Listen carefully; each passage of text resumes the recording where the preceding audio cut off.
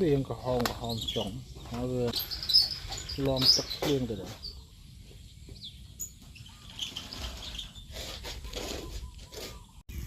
lịch tập nó có hòm trống lịch đào lịch tập mà à ta nói hòm trống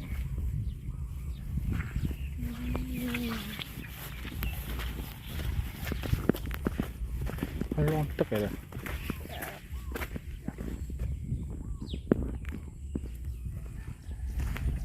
tắc sủa bà rồi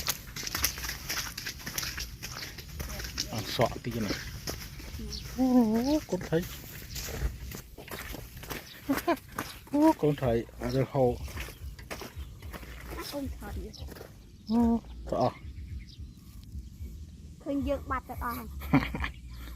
đâu mà nó tật hồ mà phải nói với hồn tận sao mở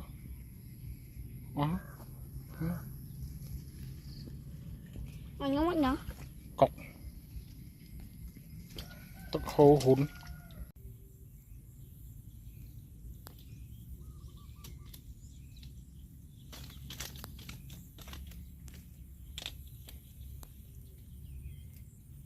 thì không biết đâu thì mà tan đâu mà nói nọ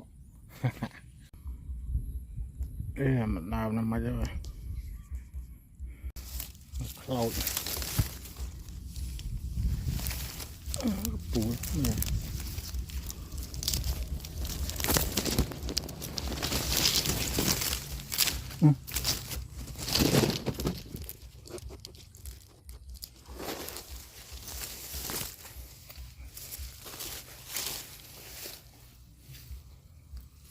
chạm vào này